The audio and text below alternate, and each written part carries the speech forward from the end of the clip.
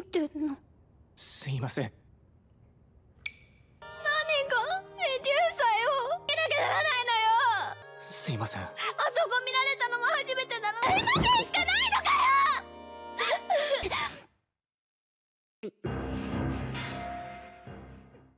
Last time on Prison School, despite the boys' failed attempt to retrieve the DTO email evidence, they still felt that their expulsions were inevitable. This realization left them broken and without the will to fight against their expulsion, except for Gakuto, who lost his sanity. On the other hand, Mari and Meiko were relieved by the restored calm after the expulsions.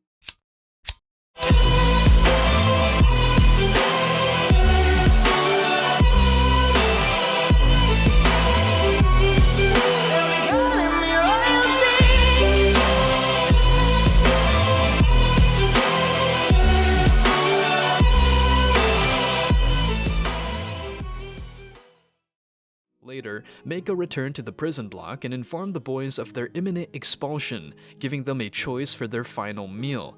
Despite Gakuto's unusual request for fried grasshoppers over rice, it was granted while Andre's request for punishment was rejected. When Chio disguised a message in their food, Kiyoshi seized the opportunity to leave a farewell message hidden in the leftovers. Meanwhile, Meiko managed to catch and cook grasshoppers on the school grounds to give Gakuto his final meal. The boys are served their last meals, including Gakuto. Unfortunately, the dish is so repulsive that it causes him to collapse and regain his senses. As soon as he recovers, Gakuto declares his next plan, but his friends stop him and break the news that they will be expelled the following day. The news devastates Gakuto, and Meiko returns with a withdrawal request that she forces the boys to fill out. Although the boys notice Meiko's dejection and believe she will miss them, they soon realize it's untrue when she discovers Gakuto threw out his food and beats him. After Meiko leaves, Kiyoshi suggests they appeal to the chairman for an extension before their expulsion. Despite convincing Meiko to submit their appeal, she tears apart their letter, remembering Gakuto's refusal to eat his food. On the day of their expulsion, the boys gather at the prison block, eagerly awaiting the chairman's arrival. However, to their disappointment, no one shows up at the appointed time. Eventually, they are escorted from the block by Meiko. On the way out, Gakuto notices slips of paper on the ground and comments on the vice president's cruel behavior towards him. Meanwhile, Hana is working in the student kitchens when a mushroom falls between her legs, triggering a memory of her hospital visit with Kiyoshi. Meanwhile, in the courtyard of the prison block, Meiko overhears an enraged Hana, who wields a blade and demands to enter the prison block to find Kiyoshi. Meiko struggles to restrain Hana, but ultimately succeeds in subduing her with a reverse leg lock after Hana remembers her previous incident with Kiyoshi in the nurse's office. As Kiyoshi ponders his response to the chairman's question, Gakuto offers remarks about human evolution in relation to the Sphinx riddle, and the sight of Meiko's breasts at the window of the prison compound serves to inspire his answer. With a one-day extension granted for their expulsions, the boys huddle together to devise a new plan for obtaining email evidence of DTO in the prison block. In the USC's room, Meiko objects to Hana volunteering for guard duty, suggesting that Hana is not in a sane mental condition. Despite Mari and Hana's voiced doubts, Meiko reaffirms her loyalty to the USC. Meanwhile, in the prison block, Gakuto plans for Andre to confront Meiko in a butt wrestling contest, but Hana surprises them by bringing their food instead of Meiko. Their attempt to bring her into the contest fails when her powerful kick sends Gakuto against the wall. After Hana leaves, Kiyoshi receives his meal, and she informs him that she remembers the hospital room incident and administers a threat. Panicked by Hana's threat, the boys immediately try to find a way to lure her, except for Kiyoshi, who is terrified by what might happen to him. In the school kitchens, Chio intercepts the message, but Anzu discovers her and offers to help prevent their expulsions. Later, Mari and Meiko are in the female bathing area of the main building, and Mari commands Meiko to inspect the perimeter of the courtyard in case of any last attempt to escape. In the mess hall of the prison block, Kiyoshi tries but fails to stab Gakuto's head with a fork in an attempt to make it bleed. However, Joe is able to successfully execute the task, resulting in Gakuto screaming in pain. Hana enters the cell, and upon hearing Gakuto's cries, he requests to be taken to the warden's office for first aid. Despite Hana's statement that the injury is minor, Gakuto persists and taunts Hana by hinting at her past interactions with Kiyoshi. Eventually, Hana relents and brings the two to the warden's office, but only allows Gakuto to return to the cell while taking Kiyoshi with her. As Gakuto continues to express his anger towards Kiyoshi, it is revealed that his outburst was just a ploy to secure Kiyoshi's entry. Meanwhile, in the courtyard of the prison compound, Chiyo cautiously makes her way around the shadowy edge of the school building while Meiko patrols the open ground with a flashlight. In the warden's office, Hana vows to avenge the embarrassing situations she endured at Kiyoshi's hands. Initially, she scares him by brandishing scissors, but then reveals she only wants him to urinate in a plastic bottle. Seizing the opportunity, Kiyoshi bravely removes his underwear and uses the bottle to cover himself. Despite his bold advance, Hana panics and kicks him. As a result, he falls to the ground and unlocks the office door. Meanwhile, Chiyo successfully reaches the exterior of the building in the prison block's courtyard. However, Meiko detects an intruder's presence after discovering her footprints nearby. Before we continue, take a moment to answer the question of the day. Who is the sexiest anime character? Comment down below for a chance to be shouted out, and now, back to the recap. Kiyoshi loses physical restraint upon seeing Hana's upskirt and confesses his inability to urinate due to his excitement. In response, Hana decides to urinate on him instead. However, their intimate moment is abruptly interrupted by a nearby Meiko, who catches someone while on patrol and loudly alerts Hana from the courtyard. It turns out that the captured student is Anzu, who purposefully got caught to distract the USC members and help Chiyo successfully infiltrate the school. As a result of Anzu's capture, Hana locks the warden's office door to conceal her situation.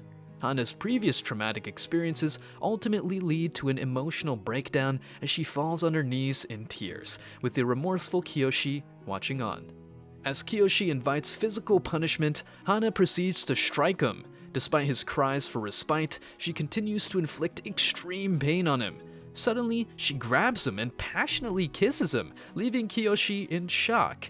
Without a word, Hana reveals that she took his first kiss as punishment. Her deduction that Kiyoshi loves Chiyo and is innocent turns out to be accurate, and she kisses him again. Meanwhile, Chiyo remains hidden in the courtyard bushes as the boys stay silent in the mess hall of the prison block.